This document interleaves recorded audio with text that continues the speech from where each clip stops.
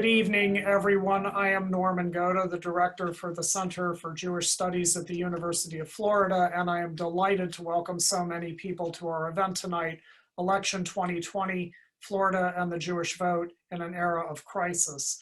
Florida is perhaps the most important battleground state in the US. In November 2016, Donald Trump won Florida's 29 electoral votes by a margin of only 113,000 ballots.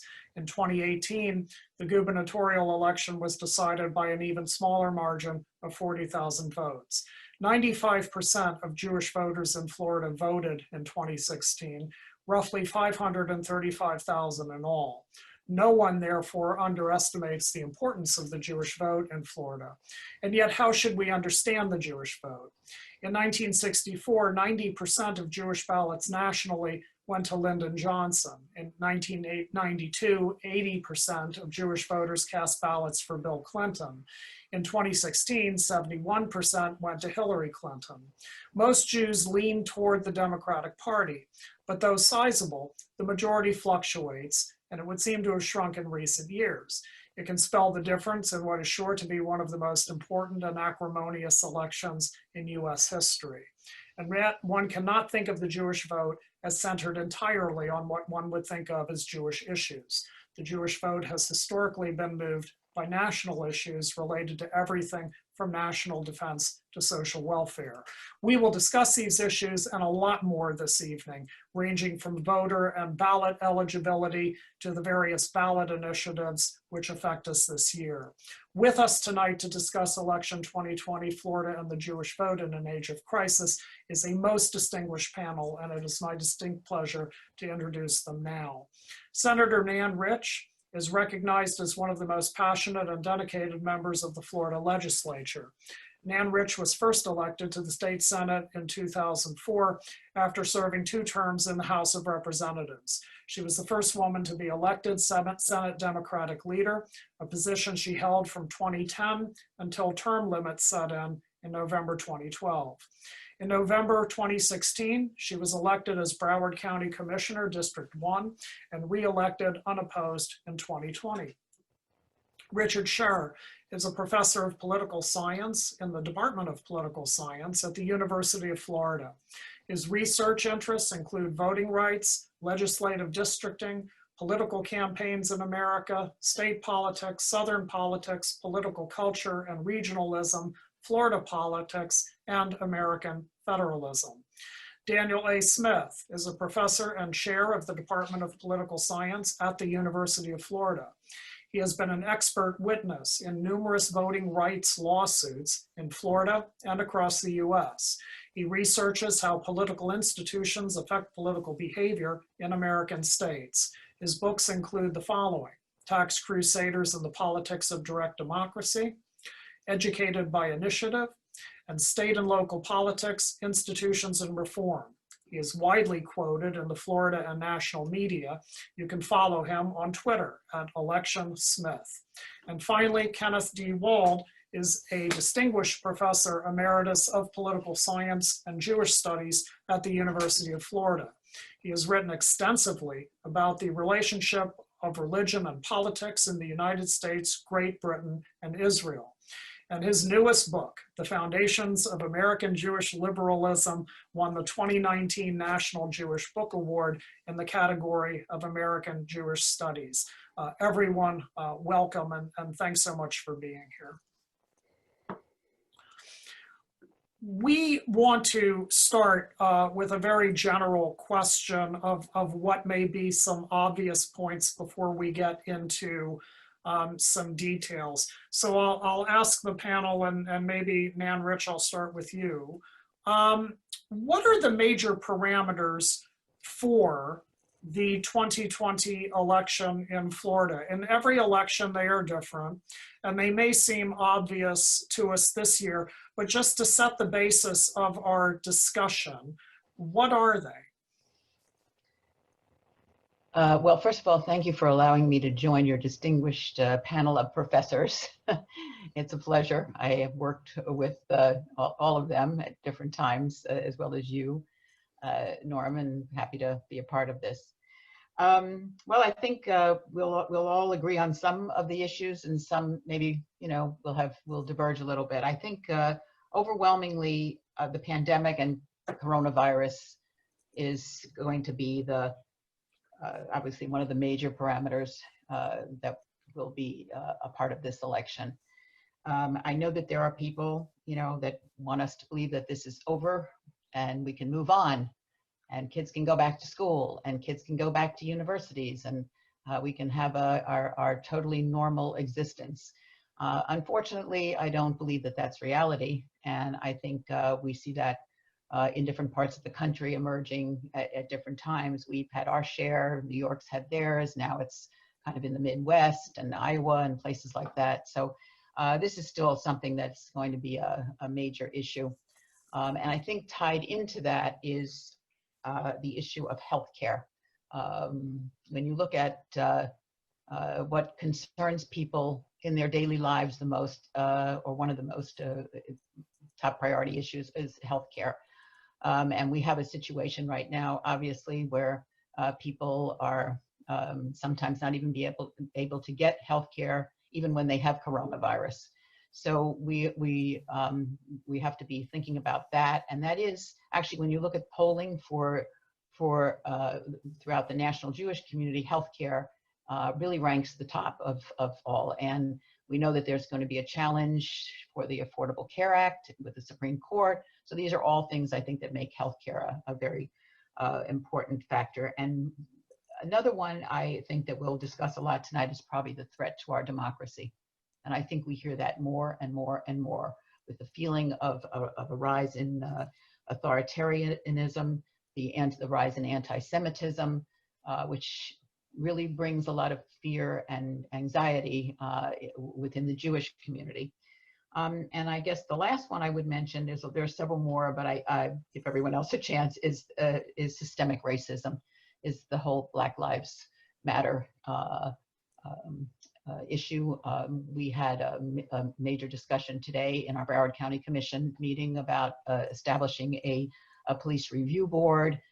There's talk, as you know, about defunding police, not defunding police. There's a lot of anxiety with this as well, and I think that's going to be an extremely important factor in the national election this year. Thank you. Richard Scher, I wonder if you can add something. You study Florida politics specifically as well, and regional politics and Southern politics. What else what are the other things that one might look out for? Well, thank you in the first place for inviting me to join such distinguished people. And if I might say, you made one small error. I'm an emeritus professor also. Oh, sorry. So yes, I get to stay home, and it's wonderful. But I keep up with what's happening. I try to anyway. So I certainly second what Nan said. I mean, I don't disagree with anything she said, but I would add a couple of other things. And I think first and most important is Trump. I think this is an election about Trump. And when you push all the so-called issues aside, it always comes back to the guy in the White House. Now, I know that it's a cliche to say every time you have an election in which the incumbent is running, well, that makes it a referendum on the incumbent. In this case, it's really true. And the reason is that Mr. Trump intrudes at every possible moment and in every possible way on whatever else is happening in the campaign. So this campaign, as far as parameters are concerned, this campaign is first, last, and always about Mr. Trump and what kind of leadership he has or has not provided, and what kind of governance he has or has not provided. The only thing I think that Nan didn't mention that I would throw in is the economy. And here it's completely split and made more complicated by the plague that we're dealing with, because the rich people are doing just great, better than ever in some ways, and the rest of us not so good. So let me stop there and turn it back to you, Norm. Thank you, Richard. Dan Smith, we're going to lean on you very heavily in a little bit when we talk about ballots and voting and sort of the mechanics of the election. But are there other things we should watch out for? Are there other things that one should pay attention to that set their parameters for this election? Well, thank you, Norm, and thank you to the center for inviting me. It's great to see my colleagues. I'm not going to refer to them as my old colleagues, my distinguished colleagues. It's great to see Senator Rich as well. I think both Dr. Scher and Senator Rich hit the nail on the head about questions of health and questions of Trump. There's no question that both of those are driving the narrative in ways that are not necessarily going in the same direction. And the president's decision to play a tough guy, and notwithstanding the 30 medical staff in the White House helping him out like we all have at home, is not necessarily going to move in the direction that he thinks it's going to move, I think. And that's because I've been looking at a lot of polling with respect to COVID and the concerns of COVID. It is by far the biggest issue that moves people away from Trump is his handling. And so if you look at Republicans and if you look at support for Trump's reelection, Republicans are pretty much lockstep until you start asking them about questions of whether they're concerned about COVID and whether or not they fear for their or their family's health. And so playing a tough guy, moving forward, fighting this in some way is not necessarily going to help the president, because people are dealing with the reality of over 200,000 who have died. And we see that in Florida with the numbers continuing. So it's a risky gambit. And it's one that is not only risky for the president's reelection, it's very risky for the rest of us and our health. Thank you. A chat just came in, Dan. Apparently there's some feedback with your earphones. I didn't hear it myself. Apparently not everyone can hear it, but apparently it's out there. So, but thank you for that answer.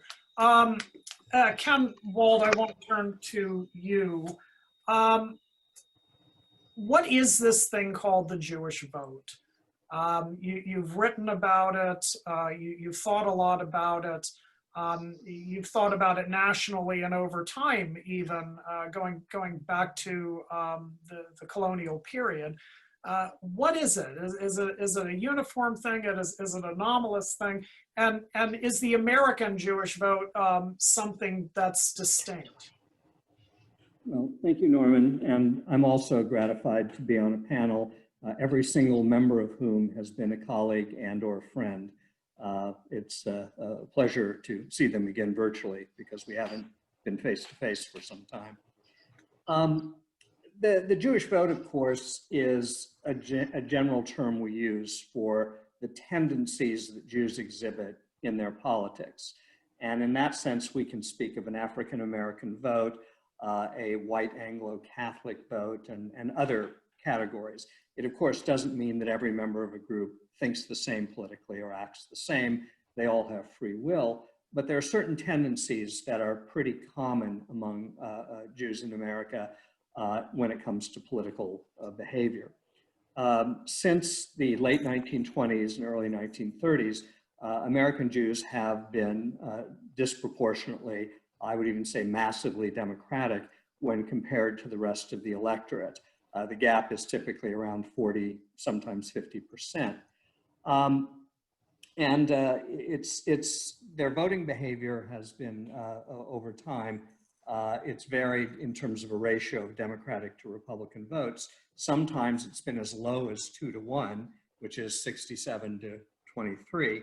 And sometimes it's been as high as 4-to-1, as the congressional vote was just 2 years ago. But the gap has been consistent. And I think it reflects a number of factors. Jews became Democrats largely because of the New Deal in the 1930s, although it was preceded by, again, a recession, depression, and so forth. And their loyalty to the Democratic Party has gone up and down, but again, it's since the 80s, it's been back heavily 3-to-1 or 4-to-1 in actual election results. And how would you characterize over time? I mean, we'll talk about this particular election in a moment. But what have some of the big issues been over time? What sort of moves? You described this gap between Jews who sort of lean toward the Republican liberal idea. What are some of the issues that are driving that? Yeah, that have driven it historically. Sorry. Yeah, it's worth emphasizing that before the late 20s and 1930s, Jews tended to swing back and forth between the parties. We have what we call party systems or party periods, and Jews varied over time depending on the particular issues. Starting in the late 20s, early 30s, the real concern was the role of government in providing for the social welfare of its citizens. Jews in general are more sympathetic to the notion that it is government's responsibility to address basic human needs. And that means governmentally funded programs and benefits and probably higher taxes as well. And that concern has been there. There's another concern that I think has been there from the beginning, but has manifested itself again since the 1960s into the 70s and 80s. And that's concern about what I call the American regime of religion and state. Very early in their experience in the United States, American Jews came to feel that they were citizens and they existed in a country where their rights were guaranteed by law. That's a status that Jews hadn't known in fact, in all the places where they had lived before. And furthermore, they were citizens of a secular state. The Constitution created a state that did not have a religious identity and that didn't apportion costs or benefits based on religious affiliation. That was also something new for Jews to experience. And Jews, in a sense, very early, as I said, the post-colonial period, fell in love with the American regime. And they are very sensitive to any threats to that regime. That wasn't really politicized until the 1960s in the modern era, because the two parties didn't really differ on that issue. Republicans and Democrats differed on many things, but the idea of religion and state as separate domains outside the sphere of government was not one of them.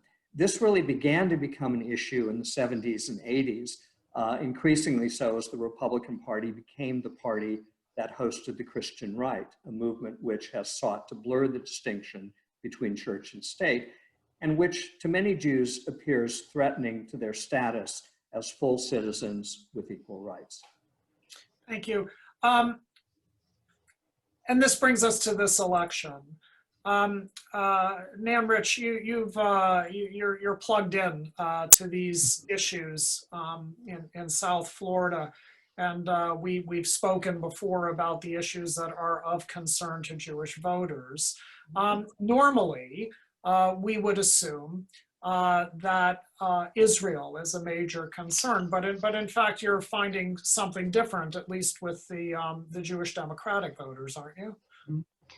Well, it's not really something different. It's something that's been around for quite a while. In research that I have followed over the years that American Jewish Committee and other organizations have done nationally, that domestic issues dominate in terms of policy priorities for Jewish voters in elections, a national election like this, as opposed to issues related to Israel.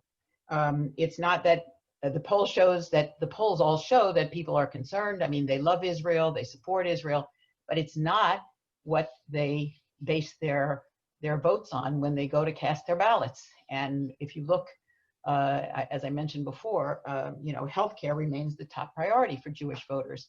And Ken mentioned something about, they fell in love with kind of the government programs, the Social Security and Medicare. And you look at the seniors, and certainly we have a large number of them in Florida. They are, focused on healthcare and making sure that nobody undermines or reduces their Medicare and Social Security. So those are, you know, that's consistent with longstanding values that that we have seen within the Jewish community, Jewish organizations, and as I said before, though, I think that what is going to be particularly of great concern is the rise in anti-Semitism for Jews. The violent threats to the Jewish community. When you look at Poway and the synagogue in Pittsburgh, I think this growing concern about the threat to Jews. And whenever you see a threat to democracy, you see a threat to minorities. And we're not, you know, we're not the only minority, but we certainly are one where the threats rise when you see the kind of you know, support for white supremacy and white nationalists and those kinds of things. And that's why I think this is going to be a very, very large factor in the election this year, which you know, was not in 2018 and 2016. So those would be the two. Thank you. Richard, you've thought about this too, Richard Scher, about anti-Semitism, but also about issues that are topmost in the mind of Jewish voters this year. Yeah, well, let me start off by saying, yes, there's always single issue voters. I mean, it was a time when they were studied very rigorously, and I don't know if that happens anymore. It's not really my area of expertise. On the other hand, there's certain realities that, you know, burst in on the single issue voters in which they have to begin to think about something else. I mean, for example, I just received a chat, or I guess we all did, that some gentleman is saying that his Jewish friends who are voting for Trump because he's the one who cares about Israel. Well, that may or may not be the case. I don't know. But what is the case is that Israel has at least as big a problem with the plague as we do. And so whatever the policies or preferences of the two candidates towards Israel are, at some point they're going to have to come to grips with the fact that the plague, the crisis of the plague, is much more important than, you know, whether the Egyptians are coming over to, you know, the Suez Canal again, or whether the Syrians are going to start sending more missiles or whatever.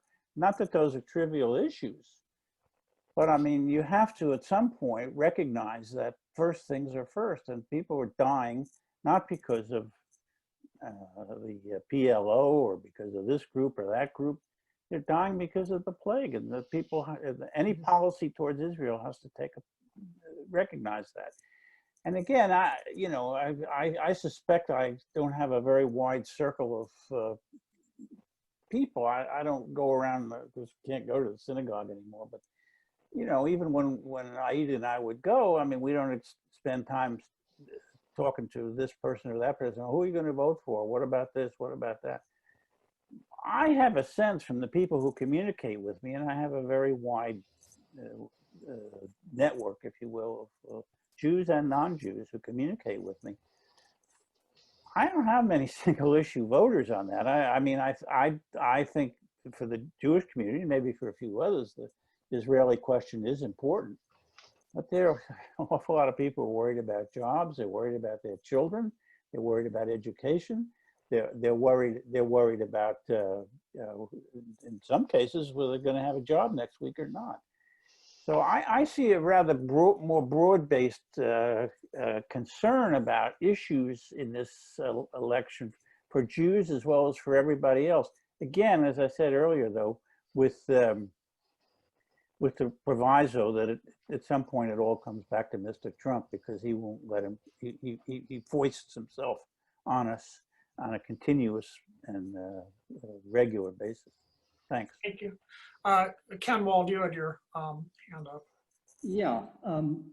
One point I think it's important to make is that American Jews haven't factored Israel heavily into their voting choices because they haven't seen much difference between the two major parties in their positions on Israel. The two parties, I think, particularly Democrats, have worked very hard to minimize those differences. And even under President Obama, when some people said he had a bad relationship with Netanyahu, the chief of Israeli national security said there had never been as strong a strategic coalition between the two countries as there were during the Obama years. So in terms of the leaders of the parties, they don't really differ on fundamentals. So it's not really an issue that has polarized American Jews. I just did publish some research, and we looked at American Jews, and we found that there were kind of two different pro-Israel communities. One is a community that is strongly attached to Benjamin Netanyahu and the Likud party and believes that to be pro-Israel is to support the Likud. And the other is a group of people who are equally pro-Israel, but believe that you should criticize Likud for departures from the Zionist vision. What is striking is that the level of attachment to Israel emotionally and personally among those two groups is identical. So there are different ways of being pro-Israel, and I think that's what the commentator may have missed. Israelis, I was in Israel a few days after the embassy.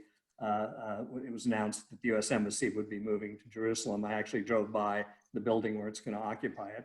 And while people were pleased, nobody really thought it was important. It was essentially a symbolic gesture. So I think that both because American parties have not effectively polarized, even though there have been efforts to attack the other party's position, and the fact that American Jews are divided on Israel has really prevented that from being the core political division within the community. It's simply not what drives the votes of most American Jews. I have another question, and maybe Dan Smith can weigh in on this one. I understand everything that everyone is saying, and yet there's still a question. How are we to explain, for instance, the recent ad buys by the Republican Party and Republican Party affiliates, particularly in South Florida, that argue that it is Trump who is standing against the anti-Semitism, in this case, of left-wing congressmen and BDS, boycott, divestment, sanctions, and that sort of thing. And that Trump is, in fact, the best friend that Israel has ever had, perhaps referring not only to the movement of the embassy, but the killing of Soleimani in January of this year, pulling out of the Iran deal, these sorts of things. Is it aimed at winning the Jewish vote, or is it aimed at peeling off perhaps enough of the Jewish vote in a state that is going to be very close and where some votes here or there could matter? Dan Smith, would you speak to that? That's a great question. Could you speak up just a bit? Sorry. Sure, I can speak. Is that a little better? That's great. That's great. All right. It's a great question, and it first of all points to the fact that Donald Trump must win Florida if he's going to have a path to the White House. It's not looking so good for him in places like Wisconsin and Michigan and even Pennsylvania that he carried last time around. But second of all, if you look at South Florida, there is a strong pro-Israel lobby in some of South Florida. There's certainly, in terms of successes that Trump has had, foreign policy, this may be it in terms of moving the embassy, symbolic as it is.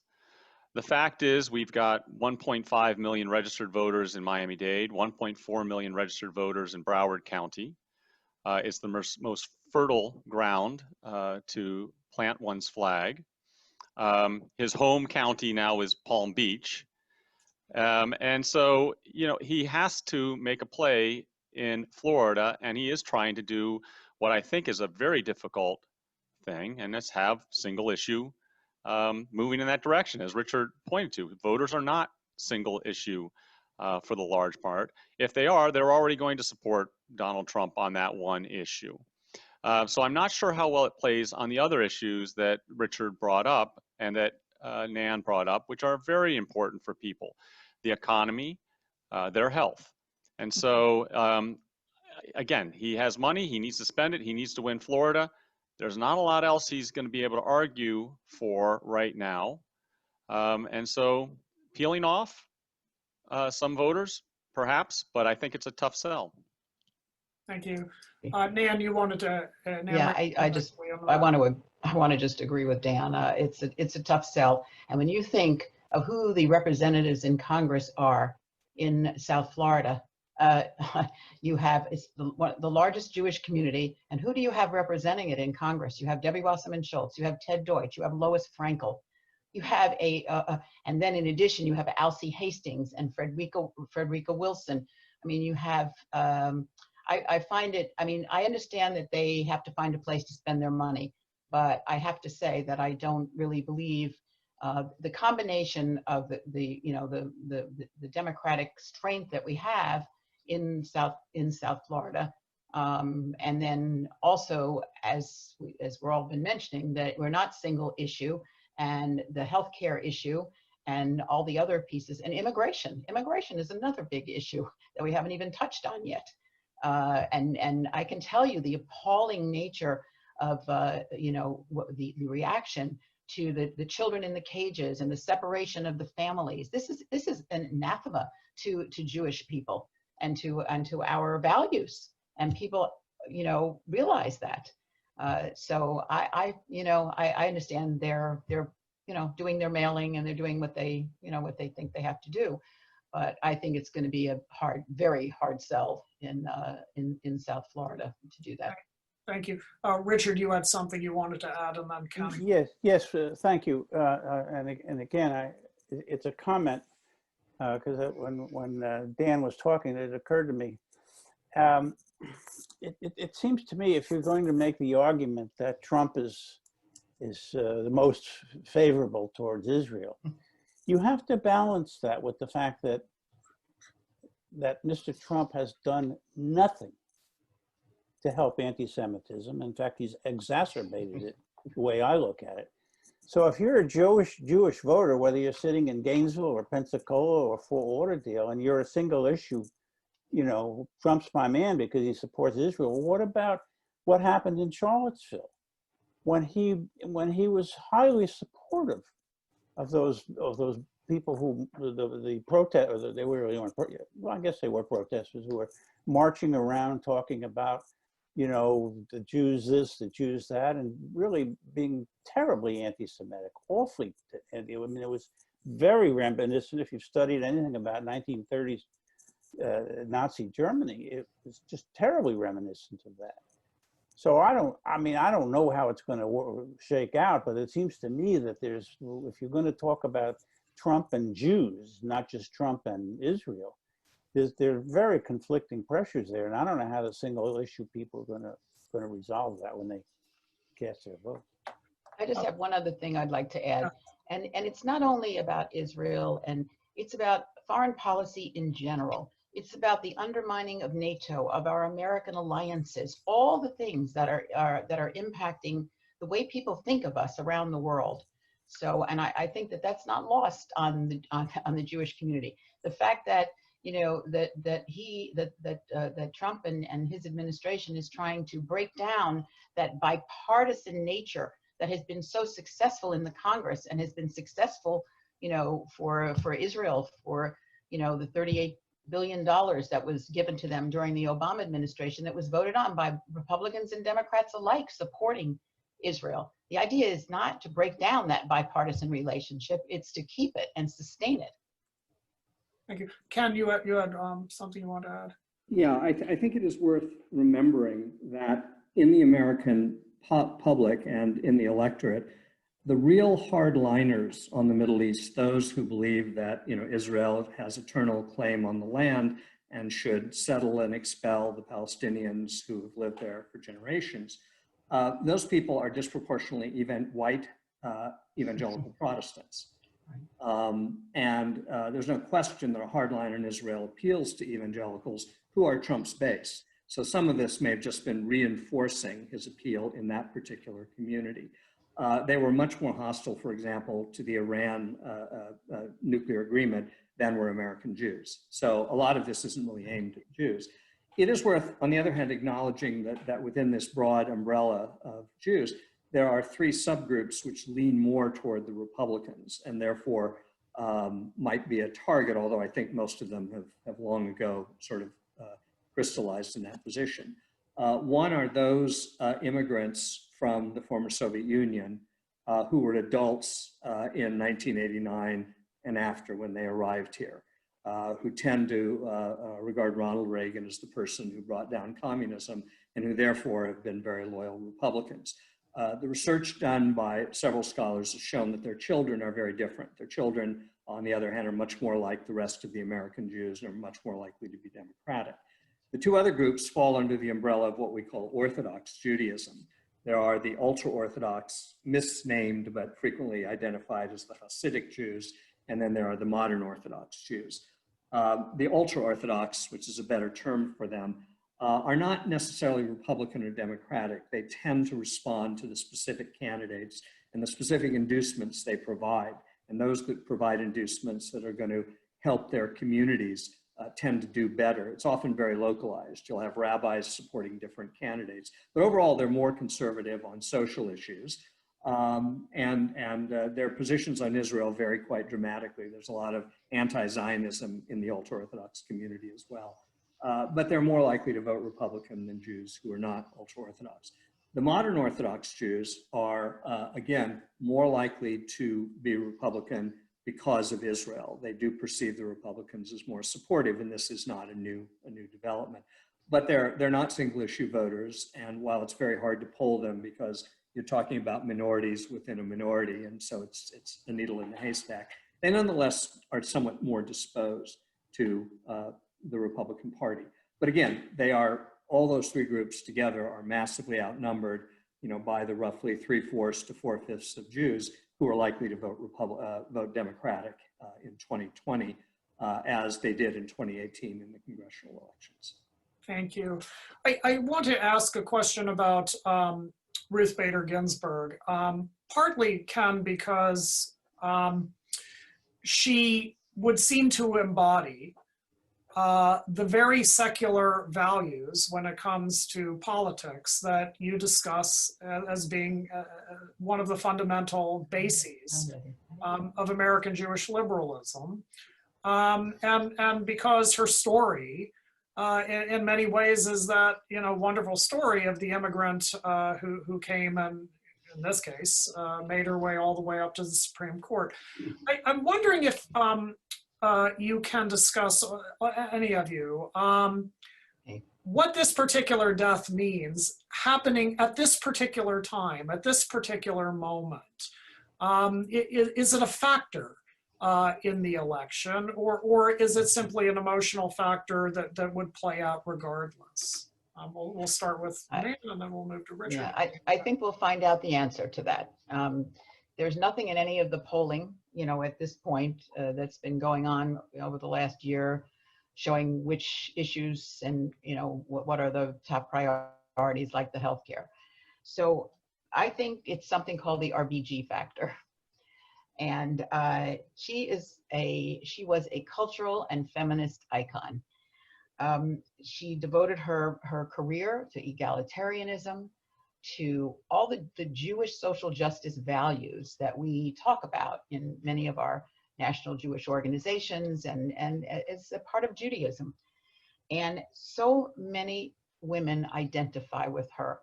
She changed the world for women and girls.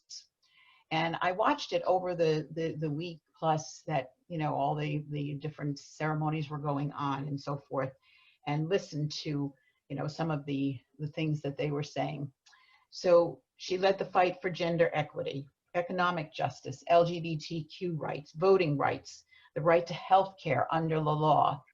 All of these things are now the national and local organizations are organizing around them. And because of the rush for a Supreme Court, a new Supreme Court justice, to be nominated and passed immediately.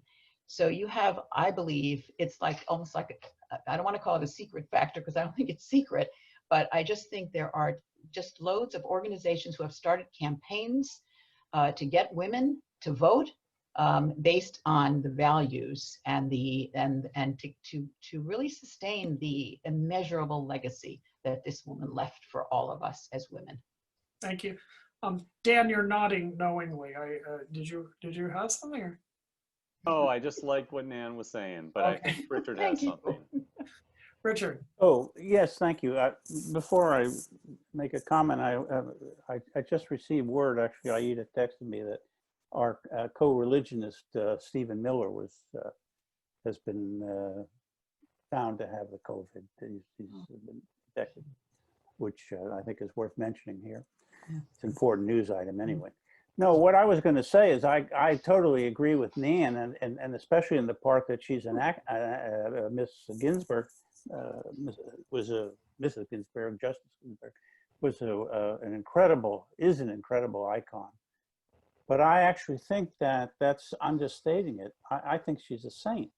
And I think she's the Jewish equivalent of Mother Teresa at this point, because she really does embody the goals and the values of so many women. I mean,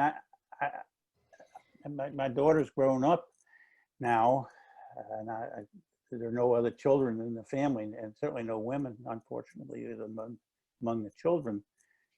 But if my daughter, in fact, gives birth to a daughter, I would say that there's no better role model that she could point this putative child to be than Justice Ginsburg. I mean, seems to me everything you would want a young woman in 2020 to grow up and be like her. So that's my thought. Thank you. I want to move to Dan, but before I do, I see two people with their hands raised. We will get to questions. I don't know how to do raised hands. And so what I'm hoping you will do is send questions in on the Q&A or the chat, and we will get to them. Dan, you've been studying very closely, and I want to shift gears a little bit here. You've been studying very closely the business of ballots and the mechanics of the election and different kinds of ballots, live, mail-in, the issue of former felons being able to vote, what we all might sort of bundle into the phrase voter suppression or something along those lines. What kinds of things are you finding out, and what kinds of issues do you think will be particularly poignant in this particular election? Well, there's been a lot that has gone on since 2016 on the election landscape. Much of it brought on through litigation. This state would be incredibly different if we did not have organizations like the ACLU of Florida, Common Cause, the League of Women Voters, organizations, Voto Latino, Latino Justice, fighting for ordinary individuals because of the lock that the Republican Party has on in Tallahassee. As a result, we actually have some opportunities in Florida that other places don't have. You don't have to have an excuse to ask for an absentee, what we call a mail ballot here in Florida. That is something that has evolved over time, and through litigation, we now have an opportunity to cure our mail ballots.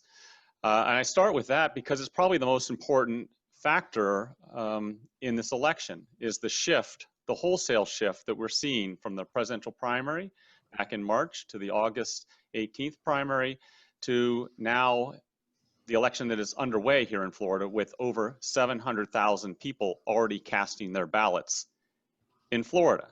They have already voted. None of this that we're talking about tonight matters for them. Their ballot is in the bank. It doesn't matter whether there's a war that breaks out in the Middle East or whether the vaccine comes out tomorrow.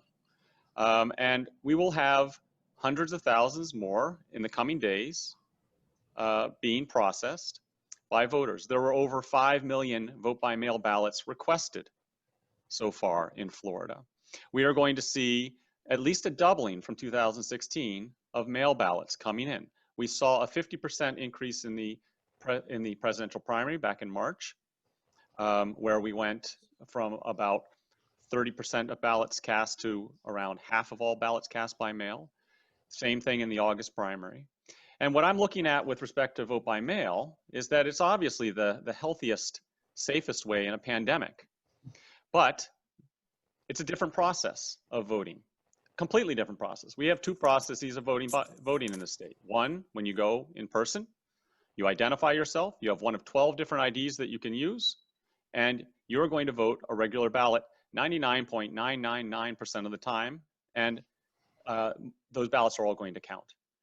If you think you're going to just simply shift and vote to request a vote by mail ballot, there's a huge number of hurdles that you have to overcome. First, you have to receive your ballot. We know that there are issues with the Postal Service. Second of all, you don't have anyone necessarily to help you, like a poll worker, when you have problems. If you bubble in the wrong bubble, if you don't have postage, and your county doesn't provide postage.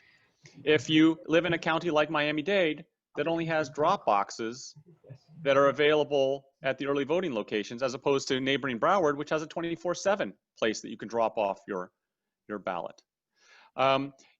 If you don't know what your signature looks like, and you write your signature that's on the back of your ID that would work when you vote in person, suddenly it doesn't work because you haven't updated your signature and your signature has changed. And we see that with the infirmity, with age, as well as younger voters as they mature and become an individual with an identity attached to a signature. All of those things depress the vote in ways that are really problematic when you think about it, as you started out, Norm, with the closeness of elections. In the presidential primary, over 20,000 ballots didn't count. In the August primary, over 34,000 ballots either came in a day or two after Election Day or had a problem with the signature. We're talking well over 1% of the ballot, well over the margin of what a recount would be, which is half of 1% between two candidates. And these rejections and late ballots do not fall equally across populations. In the March primary, I just finished working on this today, actually. Over 3% of ballots cast by 18 to 30-year-olds came in late and were not counted. We see similar rates in the 2018 and the 2016. If you're a minority and 18 to 25, it's around 4% likelihood that your ballot's not going to count. And we know how minorities and younger voters tend to vote. And so, I don't know how these individuals actually cast their ballot, but I can tell you that their ballots didn't count, notwithstanding the fact that we have possibility to secure the ballot. So where you live matters in Florida of whether or not your ballot's going to count. Who you are in Florida is going to matter. And it's really going to take those same groups that I mentioned earlier, who are on the ground, who are at the canvassing boards, making sure that they are hearing the names and getting the list of the people whose ballots come in that have a problem with the signature, missing, or some other problem with the signature, and getting in touch with those individuals, because supervisors have a lot on their plate and they are supposed to respond in a reasonable amount of time. That's the statutory language. But that doesn't necessarily mean it's going to be, they're going to reach out to you because you may not have your phone number or an email. They're not going to necessarily Facebook message you, which actually some clerks in smaller counties will do if you have a problem with your ballot.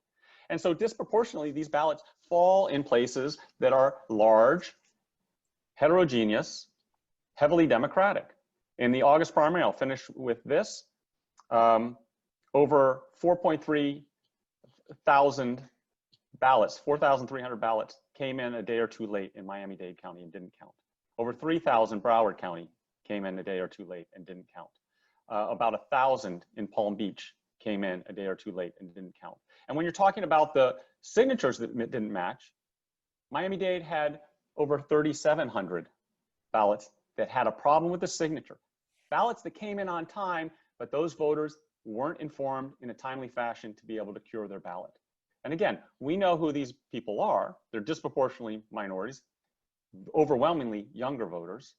And on top of that, and I'll finish with this, when you're shifting from in-person to voting by mail, as I said, it's a different process. the research that I've done on the 2016, 2018 general elections, now the presidential primary and the August primary, you are over twice as likely, if you have voted in person, a valid ballot in the previous 2 election cycles, than if you have voted by mail and are now voting by mail in this election. And it's a constant, durable pattern. As I said, if we're going to double, which is possible, the number of vote by mail ballots coming in, you are not only going to have those consistent rates of rejections, you're going to have them higher. And so it's incumbent on people in this community to make sure that they are assisting their friends and family, their community members who are maybe isolated and maybe are concerned about their health, to make sure that they're filling out their return ballot and making sure that it arrives to the supervisors by 7 p.m. on election day. It's not postmarked like you're sending in your income tax, like many of us, except evidently the occupant in 1600 Pennsylvania Avenue, do on a regular basis.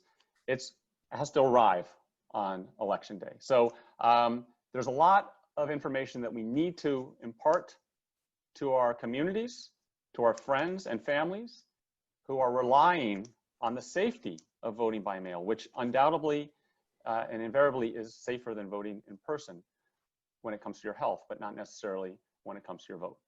I have to ask a follow-up to this because you can chalk up getting the ballot in late to not knowing or not being informed or not having been informed properly. But does your research show a degree of subjectivity in rejecting ballots based on signature and these other kinds of elements? This is one of those problems that's really difficult as a social scientist. We can't run experiments. We can't randomly assign people and have one group of people be assigned some folks to review signatures to see whether or not there's an implicit bias in doing that. We only can rely on the observational data that we have in terms of looking at these patterns.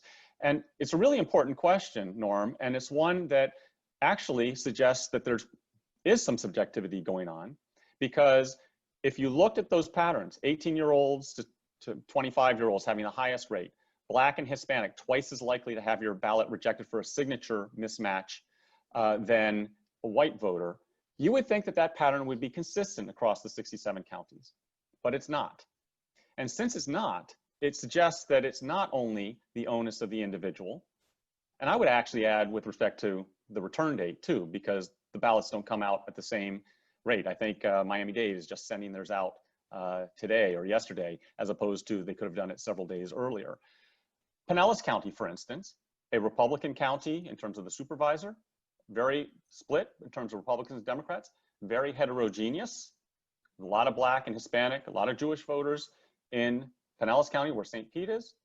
They have less than 0.1% of rejection rates for vote by mail ballots across all demographic groups, as well as late ballots. And that's because they have been pushing at the supervisor's level voting by mail for the last 20 years.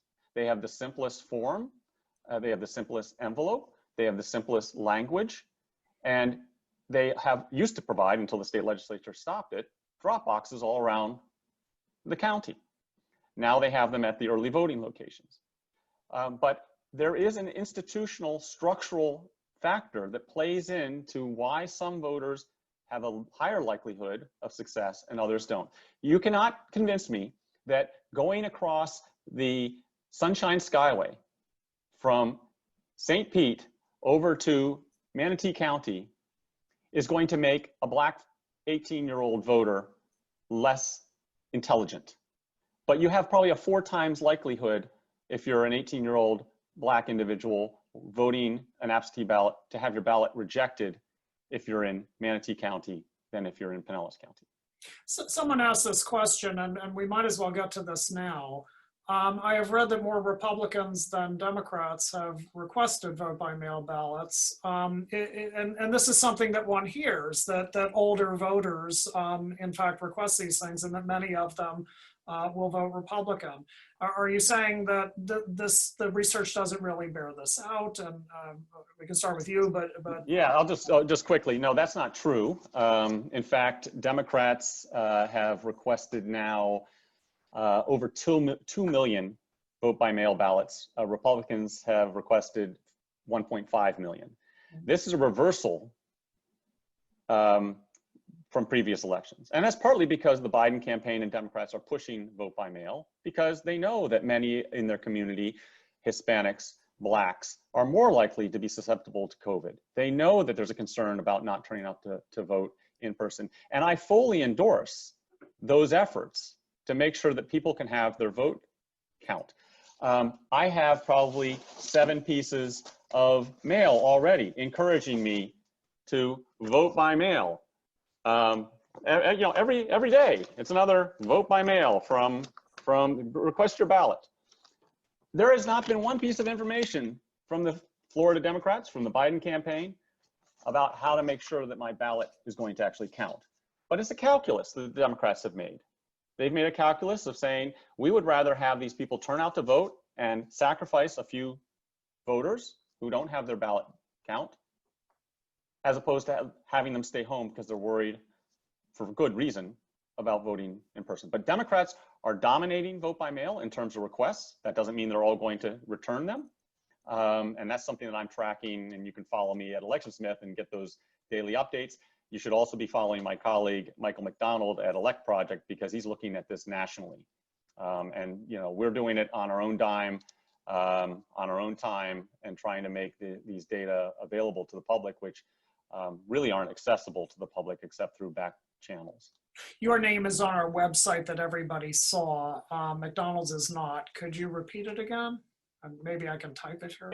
Honestly, if you're not following Mike McDonald and you're a political junkie, you're losing out, because he has a new website that is called Elect Project, ELECTPROJECT, Elect Project, GitHub.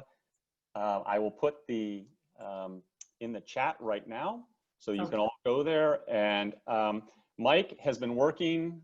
We are raising money to fund students to help this. We have a election science data center.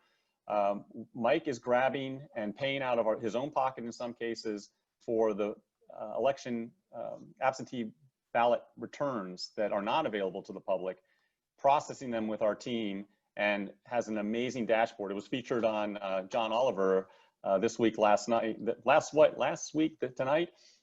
just on the last show, and has been featured on PBS NewsHour last night as well. So yeah, he's doing great work. Well, that was extremely helpful. Richard, you've also worked on voter suppression, and I'm sure you have a comment. Yeah, first of all, I want to thank my good friend Dan for being so clear about this. He has very recent data, and it's very revealing. So thank you for sharing that with us, Dan.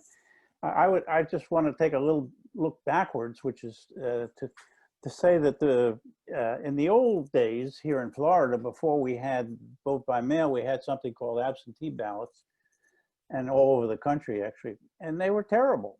And it's been well documented way too many times. And I mean, I could sit here and would have to remember it because I don't have the data in front of me, but there are so many instances over the decades in which absentee ballots were never counted. They were just sort of thrown on the floor, thrown in the dumpster or whatever. So I think that the new system in which the ballots are actually have they can be traced electronically, I think that's a huge improvement, because there's much less incentive for the bad guys to just toss the ballots on the floor, throw them away. So I applaud that step. The other thing I would add, and I suspect most people would agree, maybe not, but I think the problem of late ballots is a serious one, but I think it can be overcome. And what we really need, because is more voter education, and we need more money for voter education, by the parties and by the supervisors of elections and by everybody. Because the truth of the matter is, maybe not in my lifetime, since I'm an old guy and getting older every day, but some of the younger folks who are probably listening to us, in their lifetimes, we will see fewer and fewer people showing up at the polls as we do more mail ballots and we do more electronic voting, because that's also going to be happening one of these days. The Army and Navy, the armed forces already do it for people who are overseas. And anyway, I really feel that in terms of solving the problem of getting the ballots in at the right time and signing them correctly and putting them in the secrecy sleeve, that people's ballots have been thrown out because they're not in the sleeve, which is ridiculous. But anyway, there it is. I think voter education, and serious voter education now, it's not just sending out those flyers that Dan was just waving around a minute ago. It has to be a serious endeavor by all good government groups. Otherwise, you know, that problem won't go away, but it can with a decent program of voter education. Thank you. I want to move to Nan Rich on this, and then we really need to move on to a couple of other things. Oh, I'm sorry. I just want to just mention, I think that what Dan has been doing has really helped to make counties across the state more aware of what they need to be doing. And that's really, you know, I think that's incredibly important. And I'll give you an example. We had 3,000 ballots that came in after the date in the primary. And our supervisor of elections, and now we are a Democratic county, and even though he is Republican, you know, we're making sure and looking at all these different things that Dan has mentioned to try and correct them. So we now have an arrangement with the post office, because the problem is that the ballots go to Opelika. That's the regional post office for us in Miami-Dade. And they were not able to be retrieved in time, many of them, to be counted. So now we have an arrangement that our supervisor has made with the post office, that those ballots those last few days are not even going to go down to Opelika.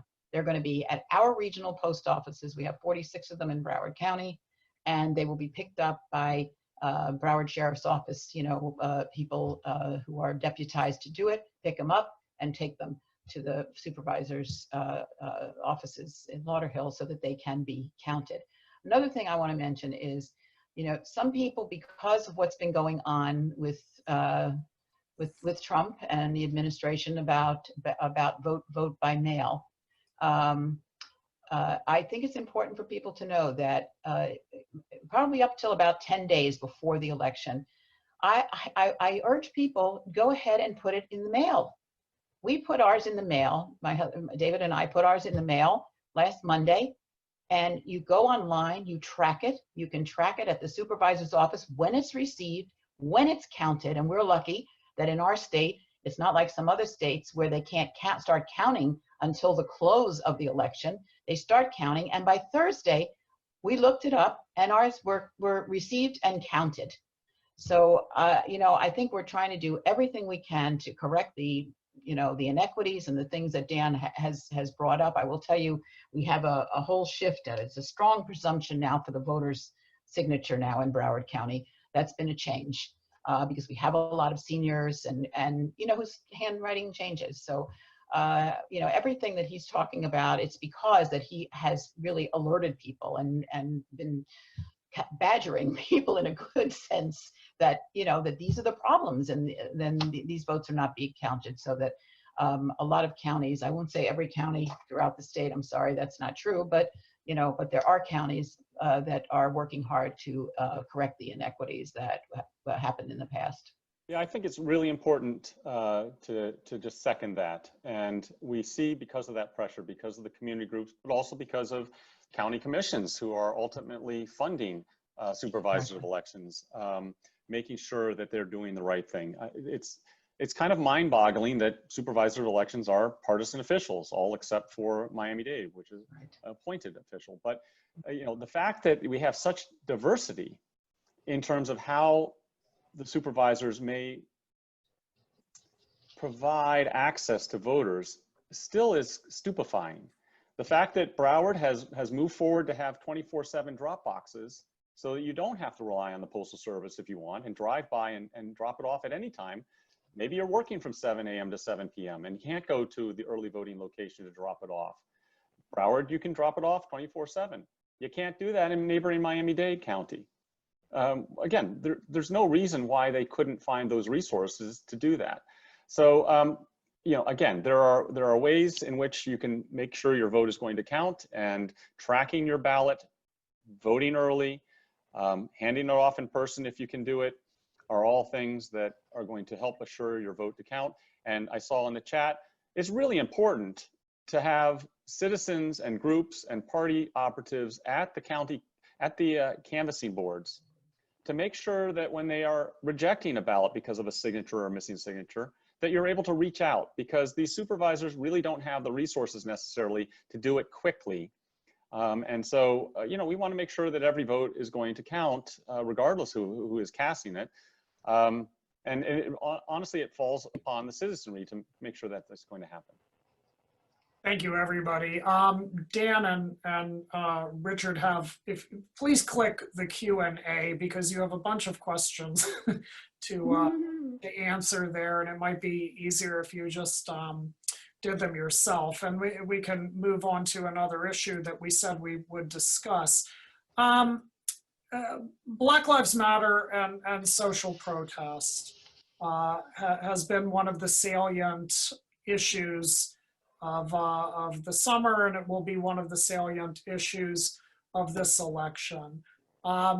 One can say, I think without exaggeration, that these movements have attracted a lot of sympathy, but they have also been rather divisive in some forms, particularly when they become violent.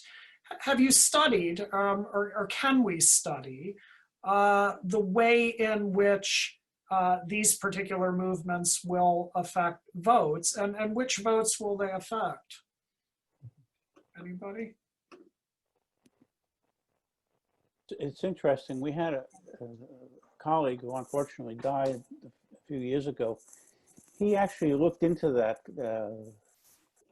question, really at the sort of the local level. And one of the things, this is Professor James Button, some of you may remember him.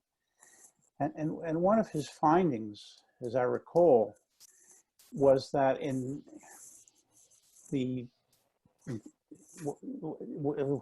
cities anyway, where there were protests, where there were even riots, I think he just studied riots, well, there was an initial very negative reaction by most people. If you then look over the next 2 years, I think was his timeline, those cities actually began to address some of the issues that the protesters were raising, and in some cases actually made some serious progress. How that works today, I mean, Jim did his studies in the 70s, I think. How that would work in the 20s now, I don't know. And unfortunately, I have not done any work on this, and I'm not going to speculate as to what that might be. But one of the things that troubles me is that you can't tell a darn thing from the way the media report these protests, or whatever you want to call them, because they're so highly inflammatory in the way they are portrayed. And of course, then when we have a president who condemns the whole thing from start to finish, and will not even recognize that there's possibly some people have a legitimate gripe and need to be out on the streets. But even the way we read about it in the paper, my wife and I canceled our TV cable, so we don't watch the daily news anymore. Occasionally PBS, but that's about it. But if you read about it in the papers and online, particularly, you just get frankly, a very unidimensional view of what these protests, Black Like Me and some of the others, are all about. The reason I raise it, and I'm thinking in terms of Ken's book about the foundations of American Jewish liberalism, but I'm also thinking about a book we discussed a couple of weeks ago on the Holocaust historian Lucy Davidovich, who began as a socialist in the 1920s and wound up becoming a neoconservative in the 1970s. Jews, as everyone knows, we're not all Jews, but an awful lot of Jewish activists, as everyone knows, were very much behind the civil rights movement in the 1960s, and then became rather uneasy with the Black Power movement. And I'm wondering if we should expect something similar or whether this is a completely different moment. And yes, it has something to do with the way these things are portrayed on cable news. But I'm wondering if you can give me some thoughts on that. Ken, I'm sure can. Yeah, there's fairly good evidence that Jews today are more sympathetic to the civil rights movement in general, as they have been for a long time. There's only one survey that I know of that I would trust that did some more detailed questions, something by the Jewish Electoral Institute. The two pollsters, the polling firm that did it is First Rate. And their data suggested that Jews were, again, not surprisingly, as a predominantly Democratic group, much more sympathetic to Black Lives Matter, the cause, the organization, than was true of other groups in the electorate. And that, you know, I think Jews were sympathetic to the civil rights movement because, in a sense, they saw themselves, you know, through the experiences that Black people had. Admittedly, you know, not the same level because, you know, I think most Jews are white, and white privilege certainly conveys a substantial degree of protection from those experiences. But I think there was a sense of identification with the movement that has persisted in an important way. And so I don't think that's going to, in the main, move a lot of votes within the Jewish community. It may be at the very low margins, but I don't think it's going to be electorally significant given the tradition. Thank you. Yeah. Yeah, I think I don't disagree with Ken, except that I think, you know, one of the things that we saw differently, that was different after the killing of George Floyd ignited these large, you know, waves of protests, was the large number of white activists that were part of the Black Lives Movement.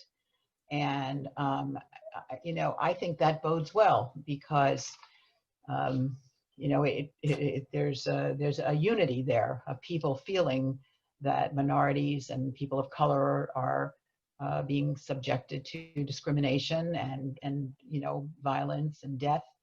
And you know, I think that that's a good thing because it does bring us back to the civil rights days that Ken was talking about. I mean, when you had, you know, some of the top Jewish social activists that were involved with the not only the civil rights movement, but with the NAACP and, you know, a lot of the helping to actually found some of the organizations of the Black organizations. So I think as far as, you know, I think it's going to increase voter turnout, and certainly those people are going to be not voting for the chief, you know, white supremacist who's in the White House.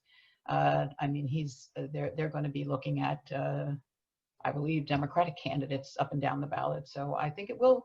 I don't know how much. You know, I don't have the same feeling about that as, you know, maybe some of the other things. Even the Ruth Bader Ginsburg, I feel is, you know, is going to be more of an outpouring there. But I still do think it's going to help people of color come to vote, and maybe a lot of the young people that Dan was mentioning before. That you know, we saw a lot of young people marching, and I know I agree with you, Richard. I'm sick of looking at how they, you know, show these things on TV. Always the, you know, the ones that are, you know, violent or protesting in a way that, you know, that they shouldn't be. But the majority, overwhelming majority of people are peaceful protesters, and you know, we could see it today at our commission meeting with all the people that came to talk about creating this police review board. You know, people really want change, and I think they're, you know, pretty much going about it in the right way, and hopefully they'll go about it by going to the ballot, you know, to cast their votes, because that will be the biggest help. The question came in, and I hope someone will address it, because it's another question that one hears and was out there. How much does the anti-Semitism expressed by some BLM supporters and leaders impact Jewish support of BLM. I think this gets a little bit back to the question about Jewish intellectuals in the New Left in the 1970s, but the question has come up. Can any of you address that? Richard? Well, actually, I wanted to make a point just about what Nancy said, because she's right. But one of the things that may happen as a result of the protests and the Black Lives Matter and so forth, it might increase Black turnout. I think that would be all to the good. I mean, that would be my guess. That's a hypothesis. Yeah. I don't do that kind of research.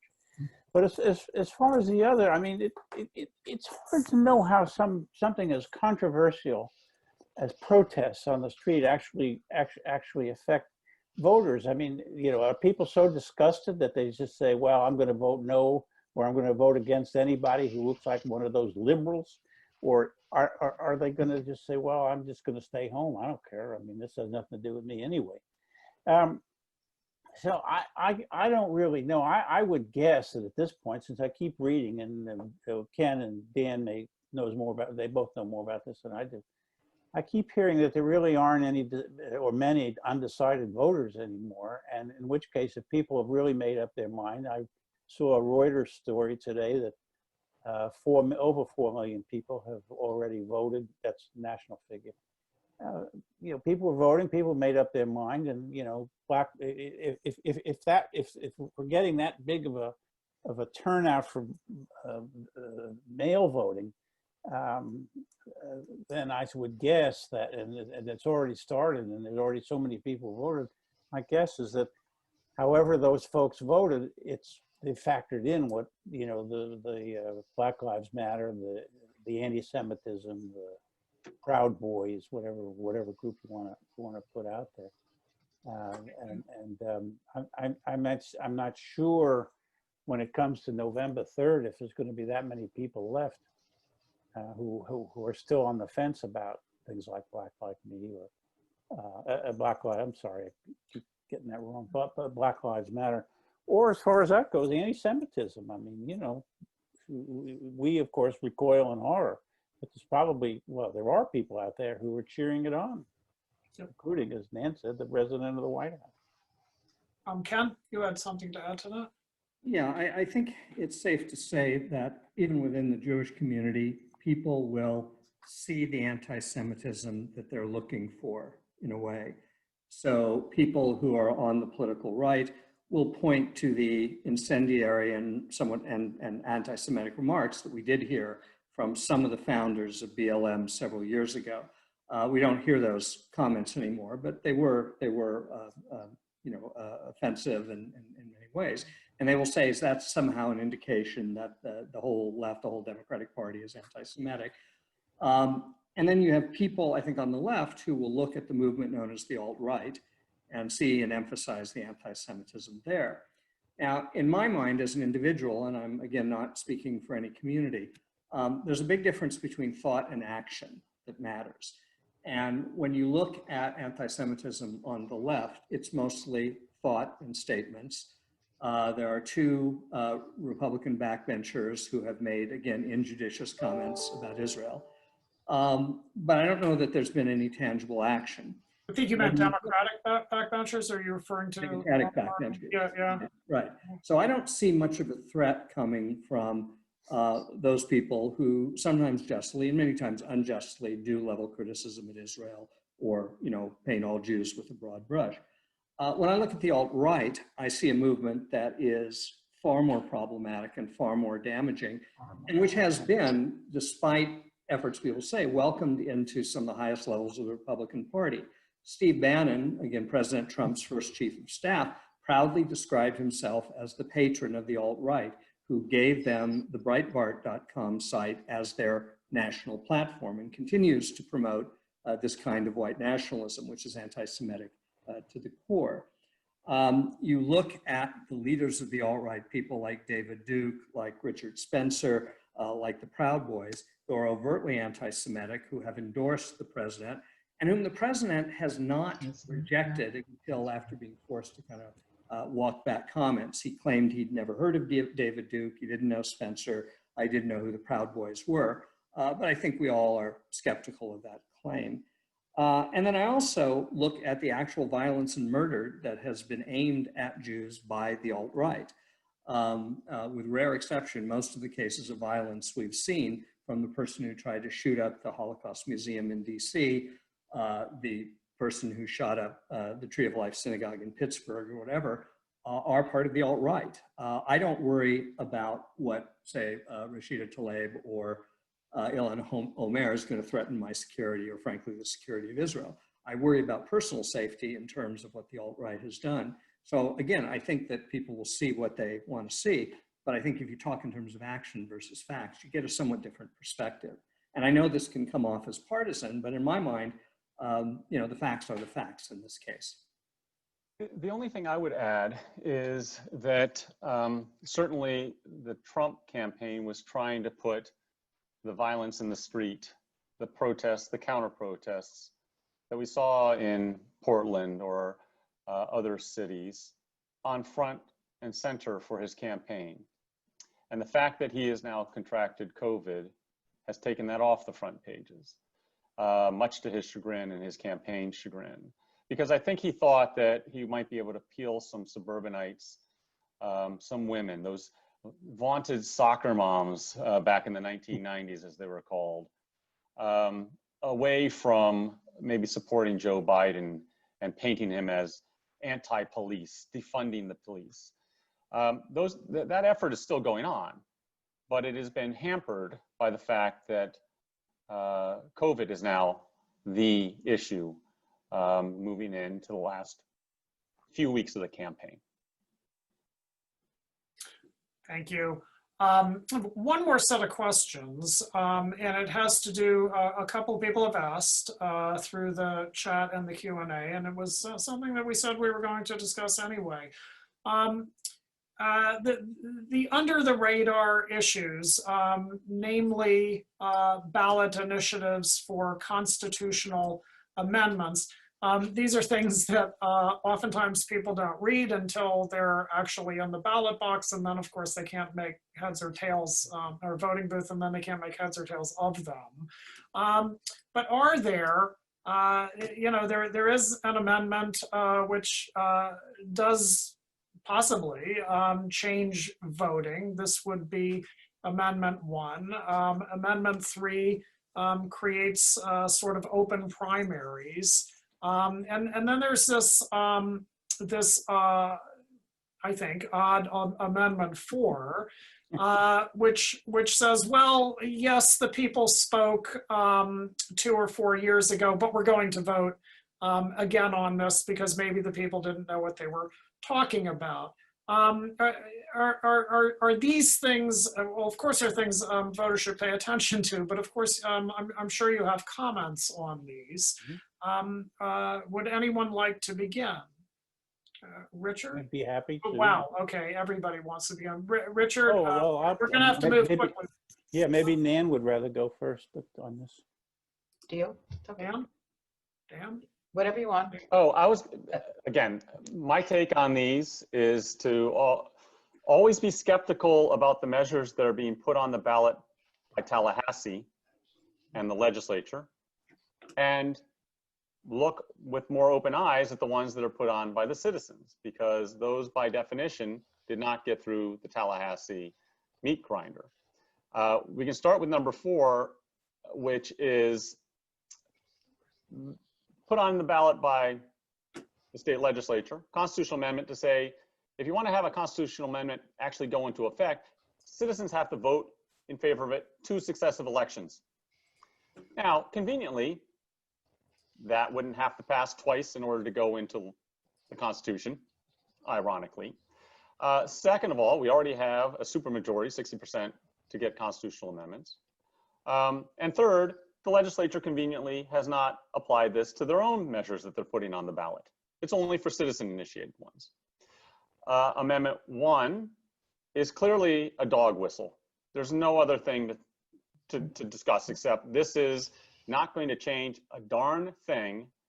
Citizens and only citizens can register to vote and vote in Florida. And they have to be eligible citizens.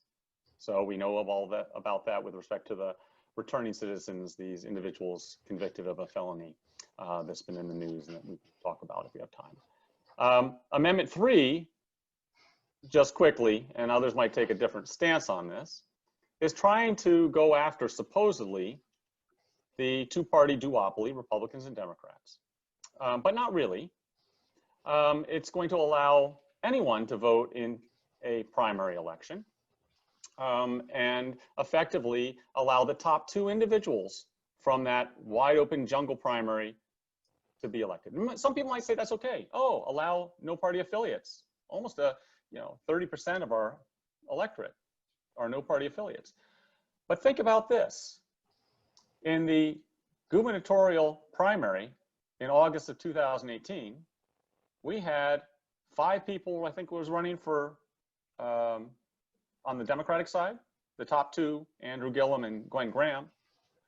And then on the Republican side, we had 2 really strong candidates, Andrew Putnam and our eventual winner, Ron DeSantis. But they only had those 2 major ones. If everyone voted in that August primary for all the Republicans and Democrats, the 2 people who would have been on the ballot in November would have been Ron DeSantis and Adam Putnam, because they got more votes because there were only 2 running for all the Republican voters, and there were 5 running for all the Democratic voters, and Gillum and Graham, even though they were very close, had less overall votes than the Republicans. So if you think that's good for democracy, by all means, vote for Amendment 1. It sounds, I'll just say this very quickly and then we'll get to Nan. It sounds like a very benign amendment. Well, why wouldn't everybody want to vote? Not at all. Go on. Nan, please. Yeah, no, and one other point that I just want to add to Dan on Amendment 3, and that is that the two-top system also has the potential to severely impact minority voting. Strength in many of the Florida districts. If you look at some of the state Senate districts, this would, and there's indication the League of Women Voters believes would have some severe Voting Rights Act implications going forward. So it's really a terrible amendment. But number 4 to me is like, it's unbelievably how horrible that one is. It is so hard to get a citizens initiative passed as it is on the ballot. And you can just look at some of the things that fair districts, restoration of the felon rights, the Water and Land Conservation Amendment 1. I mean, unbelievably good things.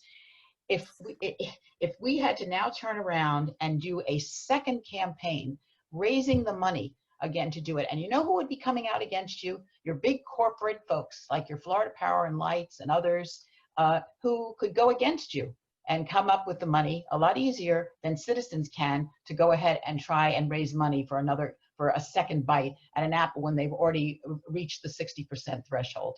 So to me, that is just the worst one. And I agree with number 1, with Amendment 1. It's just a dog whistle. We already have this in our statutes.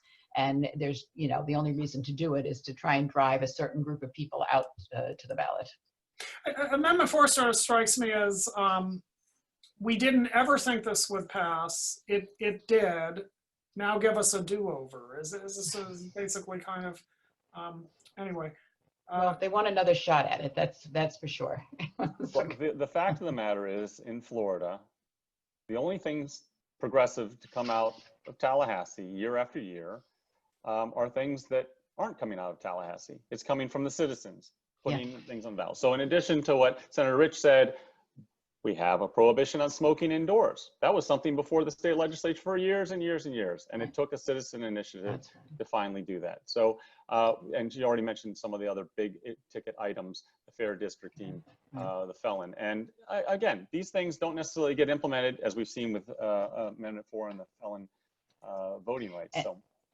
And by the way, to show you a reason why we shouldn't do this, is that I checked this out. The current, since our current Constitution was ratified in 1968, 191 different amendments have been placed on the statewide ballot. Only 21% of those were proposed by citizens. the rest by politicians. So I don't, this is just not something that, the average citizen should be voting for. Richard? Oh, thanks. I would just like to say something briefly about Amendment 1, because I don't disagree with Dan or Nan. It's much more dangerous than either of them alluded to, because well, let me put it this way. There are several states that require you to demonstrate that you're a citizen before they'll even give you a ballot. Now, which of us walks around with either a passport in our pocket or a birth certificate or something like that? Even more, I think, to the point, that if we had this constitutional language, it allows the legislature to make all sorts of sort of legal follow-ups to that language. There's a big difference between when it says every Florida voter, every Florida citizen, or only Florida citizen. They can make very serious sort of horrible language about defining and redefining what qualifies as citizenship, even though you say, well, that's a federal issue. Well, it is, but you can also put it into statutes concerning voting. And if you get to the polls and the person at the table says, well, if you can't demonstrate that you're a citizen, you don't get a ballot. They do that in, well, Arizona, I know they do it. And probably, I think there's a couple of other states. That is Arizona absurd. and Kansas. Kansas, thank you. What's the matter with Kansas? Sorry. Are there questions from the audience? Please send in your questions. We'll take a few. There's one, I'm not quite sure what he's asking. What part do you think criminality, what part do you think criminality will occur to prevent ballot counts? In other words, will there be criminality in the prevention of ballot counts? I think that's what he's getting to. And what steps are taken to prevent this criminality? I know Richard has lots to say on this. He wrote a whole book on it. It's a terrific book that came out a few years ago, but it's still incredibly relevant. Well, I would just say, go ahead, Dan. That one of my major concerns is the folks who are coming to vote in person, and the ability in Florida for poll watchers, partisans who are authorized to be in a early voting location or an election day location, and calling out individuals, accusing them of not being eligible to vote or in the wrong precinct on election day to vote. It's really important for those of you who are interested in preserving the right of everyone, whether it's a Republican, a Democrat, or an independent, to vote, to volunteer to be a poll watcher and to be independent, and to make sure that there aren't shenanigans going on, to make sure there isn't suppression going on at the polls. I work as a poll worker. I will be working in the Rights Union at the University of Florida on election day. And it's probably the most prideful I ever am in terms of being there as a nonpartisan official to make sure that I can assist everyone who has the right to vote to do so. Obviously not everyone can do that, but if you are healthy and you can sign up, I would encourage you to either be a poll worker or an election observer in those areas. I would like to add to that. Thanks, Dan.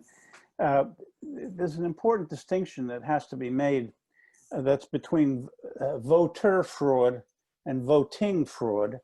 They're not the same, and Mr. Trump unfortunately confuses them all the time. In terms of voter fraud, that is to say, you know, I vote by mail, I vote in my precinct, you know, try to vote somewhere, go drive over to Palatka or something, try to vote over there. That's voter fraud, and there's almost none of that. I mean, even the Republicans have finally come to admit that they just can't find it. On the other kind, voting fraud, yeah, there is, and there's a long history of this. I mean, going back into the 19th century of just sort of making up ballots And in the late 19th century, it wasn't unusual for newspapers to start in big cities to start publishing the results of the election around 2 or 3 o'clock in the afternoon, because there was the whole thing was just a giant scam. And it's happened in every state. It's so, in the old days, it was so easy to jimmy the voting machines. We saw in 2000, those of us who were involved in this know how easily any 10 or 11-year-old kid can monkey with the debold machines and change the voting title. That's not true anymore, but it was back then.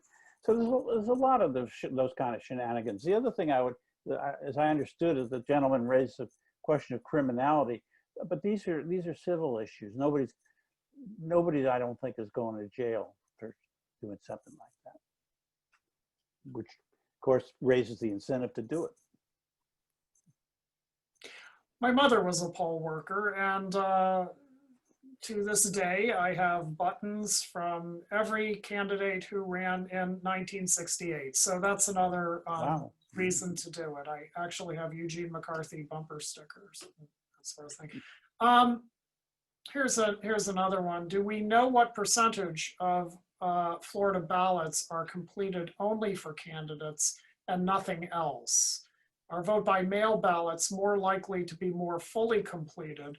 And what percentage of vote by mail ballots? So I've actually had some of my University of Florida students after the 2012 and 16 elections collect the results at the precinct level, where you can divide it out in terms of the total votes cast for candidates, top of the ticket, all the way down to the ballot measures and local measures. And I actually came across some things that were quite surprising. Intuitively, the vote at home folks will make the argument that seems correct, that you can vote at your kitchen table, spend all the time you want, thinking about the issues, discussing the issues, kibitzing over them. And that's true for some, but it's also equally the case, and the data showed this out, that people who vote from home don't always fill out everything, because it's an awful lot of work when you're trying to fill out that ballot, as opposed to if you're going in on election day and you're waiting in line and you have outside of the zone leaflets, information, sample ballots, talking to your neighbors. And in the 2012 election, when there were these massively long lines, one would have thought that people would have gotten in there and gotten out as quickly as they could. But in fact, maybe that contributed to some of the lines on the early voting election day, was that people said, doggone it, I'm waiting in line, I'm gonna fill out that whole ballot. And systematically, I can tell you that there was more ballot roll-off, as we would call it, for absentee voters. In fact, in those counties that had 2 pages, sometimes voters only returned the first page with the candidates on them and didn't even vote the second ballot. So there's a lot of intuitive that actually didn't bear out. And I suspect a lot of it has to do with education. And I think a lot of it has to do with people concerned that I'm going to vote every darn question now that I've been standing in line and been talking to folks. So it was actually very surprising to me. Thank you. Ken, this one has your name written all over it. We have seen a trend, you're muted, Ken, I'm gonna unmute you. We have seen a trend where both predominantly white evangelical churches, as well as predominantly African American churches, have grown increasingly political. Yet it is rare for most synagogues to invite candidates or elected officials to speak at services. Are there places around the country where we do see the synagogue becoming a political space? Thank you. As fate would have it, I just read a paper on that subject. And the interesting thing is it used something called the National Congregations Study to compare political activities in synagogues versus other religious traditions. And what the research showed is that different religious communities engage in different types of political activities within their congregations. Now, I should point out for people who aren't sure about this, that the law restricts all nonprofits, not just religious organizations, from publicly endorsing a candidate for public office. That is, they can lose their tax-exempt status for doing it. In practice, it's almost never done. It's almost never lost. The one case, the most recent case I can think of, was in 1992, when a small church in upstate New York took out an ad in the newspaper saying that to vote for Bill Clinton is a vote against God. That's a clear violation of that rule. But short of that, there have been virtually no such restrictions. So religious organizations, like other nonprofits, have some opportunities, voter registration drives and the like. It appears that in synagogues, when they do engage in political action, it's mostly what used to be called going to headquarters. That is, individuals from the congregation go and see a public official in a private meeting to raise whatever concerns they have about legislation or whatever that would affect the community. They are also actually quite likely to host candidates and have candidate forums, but they're less likely to mount get out the vote drives or other kinds of activities within that space. So they're politically involved, but they specialize or tend to concentrate in certain areas more than others. And in that sense, they're different from African-American communities who really focus heavily on get out the vote drives, register to vote drives, getting souls to the polls kind of thing, and evangelicals, which emphasize providing what are called voter guides to their individuals. That tends to be their way of kind of lobbying in the process without, in theory, endorsing one candidate over the other. So they're active, but they're active in different ways. Thank you. Are there any other comments or questions? I think we're at the point where we tell everybody to go and vote, right? That's Does anyone have any final comments? Yes, vote early and often, and if you can't do it often, but do it early. That's helpful, Richard. Richard and I used to do what we called dog and Just- punishment every election. And I always like to end with things that we haven't talked about that have nothing to do with the overt topic. So I'll just throw these out there. I think what people haven't talked about this year, at least in the networks I'm involved with, is what I think is going to be the political mobilization of Americans of South Asian descent, people from the Indian subcontinent, who are a significant, not a huge population group, but not insignificant, obviously different by differences among them. But nonetheless, I think we're very excited about the Democrats' vice presidential nominee, whose mother was Bengali, is in the process. So I think that's sort of going to be one of the stories that I'm curious to see what happens afterwards. The other thing that I think is going to be interesting is the particular political behavior this year of parents of particularly younger children. Again, a high proportion of whom are suburban.